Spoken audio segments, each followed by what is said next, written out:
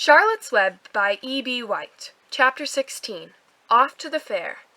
The night before the county fair, everybody went to bed early. Fern and Avery were in bed by 8. Avery lay dreaming that the Ferris wheel had stopped, and that he was in the top car. Fern lay dreaming that she was getting sick in the swings. Lurvy was in bed by 8:30. He lay dreaming that he was throwing baseballs at a cloth cat and winning a genuine Navajo blanket. Mr. and Mrs. Zuckerman were in bed by 9. Mrs. Zuckerman lay dreaming about a deep-freeze unit. Mr. Zuckerman lay dreaming about Wilbur. He dreamt that Wilbur had grown until he was 116 feet long and 92 feet high, and that he had won all the prizes at the fair and was covered with blue ribbons, and even had a blue ribbon tied to the end of his tail. Down in the barn cellar, the animals too went to sleep early, all except Charlotte. Tomorrow would be fair day. Every creature planned to get up early to see Wilbur off on his great adventure. When morning came, everybody got up at daylight. The day was hot. Up the road at the Arables' house, Fern lugged a pail of hot water to her room and took a sponge bath. Then she put on her prettiest dress because she knew she would see boys at the fair. Mrs. Arable scrubbed the back of Avery's neck and wet his hair and parted it, and brushed it down hard till it stuck to the top of his head, all but about 6 hairs that stood straight up. Avery put on clean underwear, clean blue jeans, and a clean shirt. Mrs. Arable dressed, ate breakfast, and then went out and polished his truck. He had offered to drive everybody to the fair, including Wilbur. Bright and early, Lurvy put clean straw in Wilbur's crate and lifted it into the pig pen. The crate was green.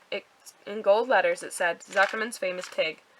Charlotte had her web looking fine for the occasion. Wilbur ate his breakfast slowly. He tried to look radiant without getting food in his ears. In the kitchen, Mrs. Zuckerman suddenly made an announcement. "Homer," she said to her husband, "I am going to give that pig a buttermilk bath." "A what?" said Mr. Zuckerman. "A buttermilk bath. My grandmother used to bathe her pig with buttermilk when it got dirty. I just remembered." "Wilbur's not dirty," said Mr. Zuckerman proudly. "He's filthy behind the ears," said Mrs. Zuckerman. "Every time Lurvy slops him, the food runs down around the ears. Then it dries and forms a crust. He also has a smudge on one side where he lays in the manure." "He lays in clean straw," corrected Mr. Zuckerman. "Well, he's dirty, and he's going to have a bath." Mr. Zuckerman sat down weakly and ate a donut. His wife went to the woodshed.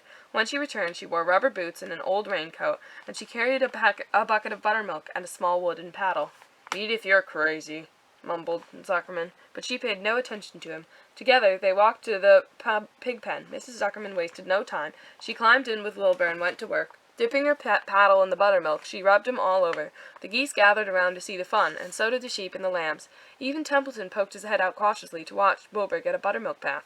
Charlotte got so interested she lowered herself on the drag line so she could see better.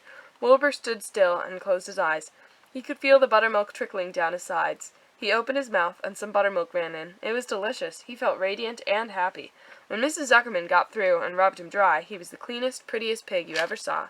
He was pure white, pink around the ears and snout, and smooth as silk. The Zuckermans went up to change into their best clothes. Lurvy went to shave and put on his plaid shirt and his purple necktie. The animals were left to themselves in the barn. The 7 goslings paraded round and round their mother. "Please, please, please take us to the fair," begged Gosling. Then all 7 began teasing to go. "Please, please, please, please, please, please, please." They made quite a racket. "Children," snapped the goose, "we're staying quietly at home. Only Wilbur is going to the fair." Just then Charlotte interrupted. "I shall go too," she said softly. "I've decided to go with Wilbur. He may need me. We can't tell what may happen in the fairgrounds. Somebody's got to go along who knows how to write, and I think Templeton better come too. I might need somebody to run errands and do general work." "I'm staying right here," grumbled the rat. "I haven't the slightest interest in fairs." "That's because you've never been to one," remarked the old sheep. "A fair is a rat's paradise. Everybody spills food at a fair. A rat can creep out late at night and have a feast. In the horse barn you will find oats that the trotters and pacers have spilled. In the trampled grass of the infield you will find old discarded lunch boxes containing the foul remains of peanut butter sandwiches, hard-boiled eggs, cracker crumbs, bits of donuts, and particles of cheese. In the hard-packed dirt of the midway, after the glaring lights are out and the people have gone home to bed, you will find a veritable treasure of popcorn fragments, frozen custard dribblings, candied apples abandoned by tired children, sugar-fluff crystals, salted almonds, popsicles, partially gnawed ice cream cones, and the wooden sticks of lollipops. Everywhere's loot for a rat, in tents, in booths, in haylofts. Why, a fair has enough disgusting leftover food to satisfy a whole army of rats." Templeton's eyes were blazing. "Is this true?" he asked. "Is this appetizing yarn of yours true?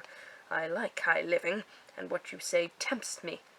"It is true," said the old sheep. "Go to the fair, Templeton. You will find that the conditions at a fair will surpass your wildest dreams. Buckets with sour mash sticking to them, tin cans containing particles of tuna fish, greasy paper bags stuffed with rotten—" "That's enough!" cried Templeton. "Don't tell me any more. I'm going." "Good," said Charlotte, winking at the old sheep. "Now then, there is no time to be lost. Wilbur will soon be put into the crate. Templeton and I must get into the crate right now and hide ourselves." The rat didn't waste a minute. He scampered over to the crate, crawled between the slats, and pulled a straw up over him so he was hidden from sight. "All right," said Charlotte. "I'm next." She sailed into the air, let out a drag line, and dropped gently to the ground. Then she climbed up the side of the crate and hid herself inside a knot hole in the top board. The old sheep nodded. "What a cargo," she said. "That's, I ought to say, Zuckerman's famous pig and 2 stowaways." "Look out, the people are coming, umming," shouted the gander. "Cheese it, cheese it, cheese it." The big truck, with Mr. Arable at the wheel, backed slowly toward the barnyard. Lurvy and Mr. Zuckerman walked alongside. Fern and Avery were standing in the body of the truck, hanging onto the sideboards. "Listen to me," whispered the old sheep to Wilbur. "When they open the crate and try to put you in, struggle. Don't go without a tussle. Pigs always resist when they are being loaded." "If I struggle, I'll get dirty," said Wilbur. "Never mind that. Do as I say. Struggle. If you were to walk into the crate without resisting, Zuckerman might think you were bewitched. He'd be scared to go to the fair." Templeton poked his head up through the straw. "Struggle if you must," said he, "but kindly remember that I'm hiding down here in this crate, and I don't want to be stepped on, or kicked in the face, or pummeled, or crushed in any way, or squashed, or buffeted about, or bruised, or lacerated, or scarred, or biffed. Just watch what you're doing, Mr. Radiant, when they get shoving you in." "Be quiet, Templeton," said the sheep. "Pull in your head. They're coming. Look radiant, Wilbur. Lay low, Charlotte. Talk it up, geese." The truck backed slowly to the pig pen and stopped. Mr. Arable cut the motor, got out, and walked around to the rear and lowered the tailgate. The geese cheered. Mrs. Arable got out of the truck. Fern and Avery jumped to the ground. Mrs. Zuckerman came walking down from the house.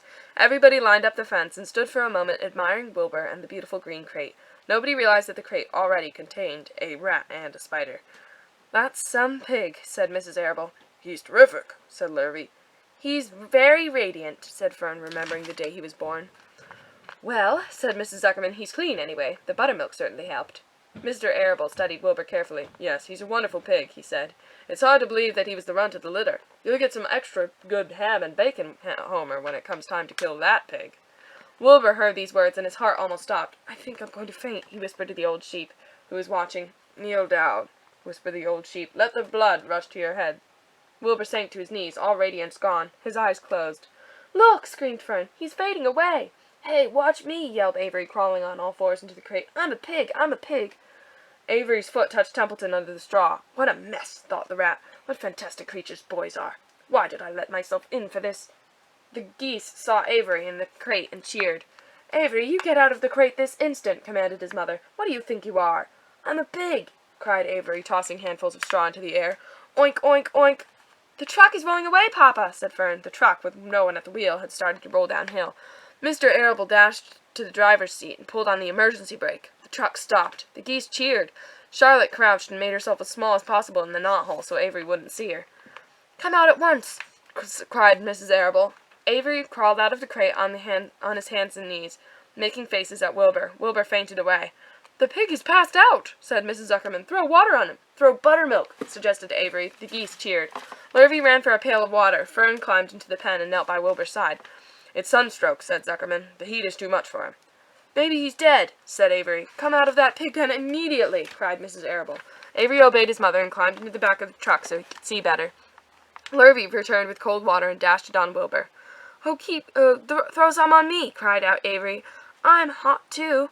"Oh, keep quiet," hollered Fern. "Keep quiet." Her eyes were brimming with tears. Wilbur, feeling the cold water, came to. He rose slowly to his feet while the geese cheered. "He's up," said Mr. Arable. "I guess there's nothing wrong with him." "I'm hungry," said Avery. "I want a candied apple." "Wilbur's all right now," said Fern. "We can start. I want to ride in the Ferris wheel." Mr. Zuckerman and Mr. Arable and Lurvy grabbed the pig and pushed him headfirst toward the crate. Wilbur began to struggle. The harder the men pushed, the harder he held back. Avery jumped up and down and joined the men. Wilbur kicked and thrashed and grunted. "Nothing wrong with this pig," said Mr. Zuckerman, cheerfully, pressing his knee against Wilbur's behind. "All together now, boys. Shove!"